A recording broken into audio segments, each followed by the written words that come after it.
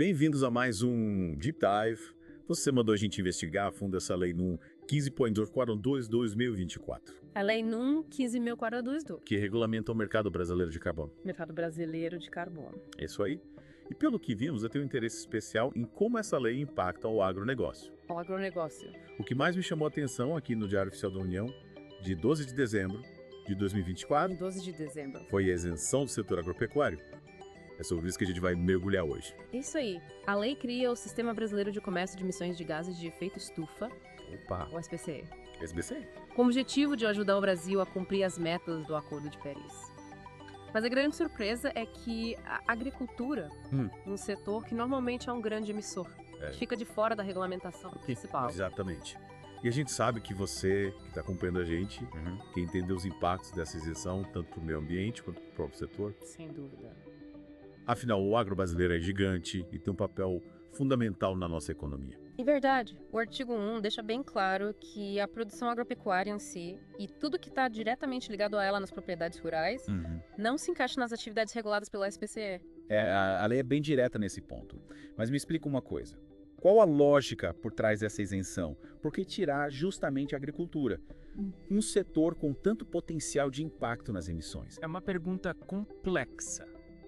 Infelizmente, os documentos que você nos enviou não detalham o processo de debate da lei, mas podemos levantar algumas hipóteses.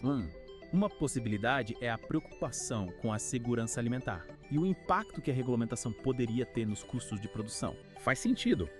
O Brasil é um dos maiores produtores e exportadores de alimentos do mundo, então faz sentido que o governo tenha cautela nesse ponto. Mas será que essa isenção não enfraquece a lei como um todo? Afinal, se um dos grandes emissores está fora do sistema, como garantir que o Brasil vai realmente reduzir suas emissões? É um risco, sem dúvida. A exclusão do agro pode comprometer a efetividade da lei. Mas, por outro lado, a lei não ignora completamente o setor. Existem mecanismos que permitem a participação do agro no mercado de carbono, mesmo sem a regulamentação direta. Que mecanismos são esses? Como o agro pode participar do SBCE mesmo estando isento? A lei abre espaço para a geração de créditos de carbono a partir de atividades no campo. Ou seja, mesmo sem ter um limite obrigatório de emissões. Os produtores rurais podem implementar projetos que reduzam emissões ou capturem carbono e, assim, gerar créditos para comercializar. Interessante. Então, mesmo sem ser obrigado a reduzir suas emissões, o agro pode lucrar com a sustentabilidade. Mas como isso funciona na prática? Que tipo de projetos podem gerar créditos de carbono no campo? Diversas práticas podem ser consideradas desde que comprovadamente contribuam para a redução de emissões ou para o sequestro de carbono, o plantio direto, por exemplo. Plantio direto. É uma técnica que ajuda a reter carbono no solo. A integração lavoura-pecuária-floresta também é uma prática que gera créditos, pois combina diferentes atividades em um mesmo espaço, otimizando o uso da terra e aumentando a captura de carbono. Entendi. Então, investir em práticas sustentáveis pode se tornar uma nova fonte de renda para o produtor rural. Mas, para gerar esses créditos, o produtor precisa seguir algum tipo de regulamentação. Com certeza. A lei estabelece critérios rigorosos para a geração de créditos de carbono, que devem ser verificados por entidades independentes e credenciadas pelo órgão gestor do SBCE. Essas entidades auditam os projetos e emitem os certificados, Certo. garantindo a credibilidade do sistema. Ou seja, não basta apenas adotar práticas sustentáveis. É preciso comprovar a sua efetividade e seguir as regras para ter acesso a esse mercado. Me parece um processo bastante complexo, né? Sim, exige um certo grau de conhecimento técnico e investimento por parte do produtor, mas, ao mesmo tempo, abre um leque de oportunidades para o agro brasileiro se destacar no cenário internacional, Verdade. como um produtor de alimentos sustentáveis e com baixa emissão de carbono. E para quem o produtor rural pode vender esses créditos de carbono? Quem são os compradores nesse mercado? Os compradores são empresas que precisam compensar suas emissões de gases de efeito estufa. Lembra que falamos que o SBCE é um sistema de comércio de emissões? E? As empresas que emitem acima do limite estabelecido podem comprar créditos de carbono para compensar o excedente e assim cumprir suas obrigações. Então, na prática, a lei conecta o setor agropecuário, que gera os créditos de carbono, às empresas que precisam compensar suas emissões. É uma relação interessante que pode gerar benefícios para ambos os lados. Com certeza. Mas, além dessa possibilidade de gerar créditos de carbono, a lei também menciona os programas de RED+. como eles se encaixam nesse contexto do agronegócio. Os programas de RDI Plus, que visam reduzir as emissões provenientes de desmatamento e degradação florestal. Também podem gerar créditos de carbono. A lei define regras para participação do setor privado nesses programas, o que abre mais uma oportunidade para o agro. Mas, e a questão da posse da terra? Como a lei lida com os direitos dos proprietários, especialmente em relação aos créditos de carbono gerados em seus territórios? A lei é bem clara nesse ponto. A titularidade dos créditos de carbono está diretamente ligada à propriedade e aos direitos de uso da terra. Ou seja, o produtor rural que investe em práticas sustentáveis em sua propriedade tem o direito de gerar e comercializar os créditos de carbono correspondentes. Exatamente. Mas, e no caso de terras indígenas e áreas de conservação? Como a lei garante que os direitos dessas populações sejam respeitados? A lei exige consentimento livre, prévio e informado das comunidades indígenas e tradicionais para a implementação de projetos de RDI Plus em seus territórios. Além disso, a lei exige que os benefícios gerados pelos projetos sejam compartilhados de forma justa e equitativa. Que bom. Afinal, a sustentabilidade precisa ser justa e inclusiva, né? Com certeza. A lei busca conciliar a proteção ambiental com o desenvolvimento econômico e social. Reconhecendo a importância de todos os atores envolvidos. E para finalizar essa primeira parte do nosso mergulho, vamos falar de dinheiro. Afinal, de onde vêm os recursos para financiar o SBCE e como eles serão usados? Os artigos 27 e 28 da lei detalham as fontes de receita do SBCE. A principal fonte são os leilões de permissões de emissão. Ou seja, as empresas que precisam emitir gases de efeito estufa acima do limite estabelecido podem comprar essas permissões em leilões. E para onde vai o dinheiro arrecadado com esses leilões? A maior parte dos recursos, pelo menos 75%, vai para o Fundo Nacional sobre Mudança do Clima, que financia projetos de mitigação e adaptação às mudanças climáticas. Que legal! Então o dinheiro arrecadado com o SBCE é reinvestido em ações para combater as mudanças climáticas. Mas e o restante dos recursos? Para onde eles são destinados? A lei prevê a destinação de recursos para ações de fiscalização, monitoramento e desenvolvimento tecnológico. Além disso, uma parte dos recursos será destinada a compensar a contribuição de povos indígenas e comunidades tradicionais para a conservação da vegetação nativa. Que bacana. A lei parece estar atenta à justiça social e à importância de reconhecer o papel dessas comunidades na preservação ambiental. Sim, a lei busca integrar diferentes setores e garantir que todos se beneficiem da transição para uma economia de baixo carbono. Bom, por enquanto, vamos parar por aqui. Na próxima parte do nosso Deep Dive, vamos analisar como essa lei impacta o setor agropecuário na prática e quais as oportunidades e desafios que ela apresenta para os produtores rurais. Fique ligado. Retomando a nossa análise da lei, no 15.04 a 2 de 2024, vamos mergulhar nos detalhes de como ela afeta o setor agropecuário na prática. Apesar da isenção, você vai ver que o agro brasileiro tem um papel importante nesse novo mercado de carbono. É isso mesmo. Na primeira parte, a gente viu que a lei abre espaço para a geração de créditos de carbono a partir de atividades no campo. Legal. Agora, eu quero entender como isso funciona na prática. Que tipo de produtor rural pode se beneficiar dessa lei? Olha, a lei beneficia principalmente o produtor que já adota práticas sustentáveis em sua propriedade, aquele que se preocupa com a saúde do solo. Com a conservação da água e com a biodiversidade, a lei reconhece o valor dessas práticas e abre a oportunidade para que elas se transformem em uma nova fonte de renda. Então, digamos que eu tenho uma fazenda e já pratico plantio direto há alguns anos. Como eu posso transformar essa prática em créditos de carbono e, quem sabe, até lucrar com isso? O primeiro passo é procurar uma certificadora credenciada pelo governo. Essa certificadora vai avaliar o seu projeto, verificar se ele atende aos critérios da lei e se tudo estiver certo. Certo. Vai emitir os créditos de carbono correspondentes. E como eu encontro essa certificadora? Existe algum tipo de lista, algum site oficial? Sim, o governo vai disponibilizar uma lista de certificadoras credenciadas. Mas você também pode procurar empresas especializadas em consultoria para o mercado de carbono. Elas podem te ajudar em todo o processo. Certo. Desde a elaboração do projeto até a comercialização dos créditos. Entendi. Então, não é um processo tão simples assim. Exige um certo conhecimento técnico e provavelmente um investimento inicial. É verdade. Mas a longo prazo pode ser um investimento muito rentável.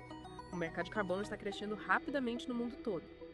E o Brasil tem um potencial enorme para se tornar um grande player nesse mercado.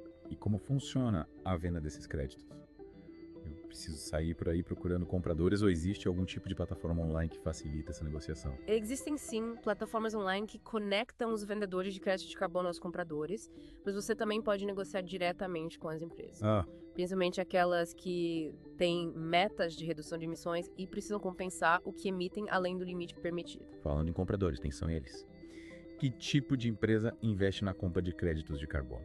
Basicamente, qualquer empresa que emita gases de efeito estufa e queira compensar suas emissões pode comprar créditos de carbono. A gente vê empresas de diversos setores, como energia, indústria, transporte, varejo.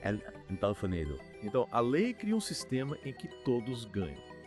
O produtor rural que gera os créditos, a empresa que compensa suas emissões, no meio ambiente que se beneficia da redução das emissões de gases de efeito estufa. Exatamente. É uma forma de incentivar a sustentabilidade, gerar renda no campo e, ao mesmo tempo, contribuir para a luta contra as mudanças climáticas. Mas e os programas de rede de PlusSec que a gente comentou na primeira parte? Como eles se encaixam nesse contexto? Os programas de RD Plus também são uma oportunidade para o produtor rural gerar créditos de carbono. Esses programas visam reduzir o desmatamento e a degradação florestal, e o produtor que consegue comprovar que está conservando suas florestas pode gerar créditos e comercializá-los. Então, digamos que eu tenho uma área de floresta nativa na minha propriedade. Como eu posso participar de um programa de RDD Plus? Existem diferentes tipos de programas de RDD Plus. Alguns são governamentais, outros são da iniciativa privada. O importante é que o programa seja certificado e siga as regras internacionais para a geração de créditos de carbono. Os créditos de carbono. E como a lei garante que os direitos das comunidades indígenas e tradicionais que vivem em áreas de floresta sejam respeitados nesses programas? A lei é bem clara nesse ponto. A participação de comunidades indígenas e tradicionais em projetos de RDD Plus depende do seu consentimento livre, prévio e informado. Elas precisam ser consultadas e concordar com os temas do projeto para que ele possa ser implementado em seus territórios. Ou seja, não pode haver nenhum tipo de imposição. A comunidade precisa entender os benefícios e os riscos do projeto e decidir livremente se quer participar ou não. Exatamente. A lei reconhece a importância de proteger os direitos dessas populações e garantir que elas se beneficiem da implementação dos programas de RDD Plus. Mas além de gerar créditos de carbono, quais outros benefícios o produtor rural pode ter ao adotar práticas sustentáveis e participar do mercado de carbono? Olha, são vários benefícios. A adoção de práticas sustentáveis, como o plantio direto, por exemplo, melhora a saúde do solo, aumenta a produtividade, reduz o uso de agrotóxicos e torna a propriedade mais resiliente às mudanças climáticas. Esses são benefícios que vão além do retorno financeiro, né? É investir na saúde da sua propriedade, na qualidade de seus produtos e na sua própria sustentabilidade a longo prazo. Com certeza. A sustentabilidade não é apenas uma questão ambiental, é também uma questão econômica e social. E essa lei abre um caminho para o produtor rural brasileiro se tornar um protagonista nesse novo modelo de desenvolvimento. E você que está nos acompanhando, como enxerga essa lei e os seus impactos para o agronegócio? Compartilhe suas dúvidas, suas opiniões, suas expectativas. A gente quer saber o que você pensa sobre esse tema tão importante para o futuro do Brasil. E na próxima parte do nosso Deep Dive, vamos analisar os desafios da implementação da lei e as perspectivas para o futuro do mercado de carbono no Brasil. Não perca! Chegamos à parte final do nosso Deep Dive sobre a Lei 15.04 2024 e o mercado brasileiro de carbono. Nas últimas partes, exploramos as oportunidades para o agro. Mas agora eu quero saber, quais são os desafios? Afinal, colocar essa lei em prática e fazer esse mercado funcionar não deve ser tão simples assim. É verdade.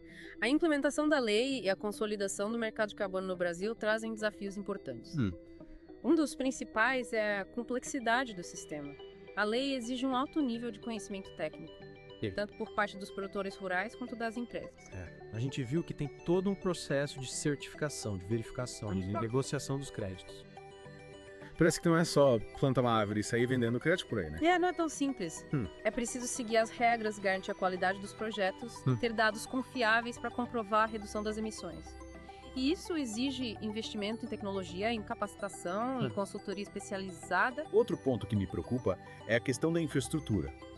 Será que o Brasil tem a estrutura necessária para monitorar, verificar e registrar todas essas transações de carbono? Esse é um desafio importante. A gente precisa de sistemas robustos, de tecnologias avançadas, de uma rede de certificadoras qualificadas e de um sistema de governança transparente, para garantir a credibilidade do mercado. E a regulamentação, a lei já está em vigor, mas muitos detalhes ainda precisam ser definidos, né? Sim, a regulamentação precisa ser clara.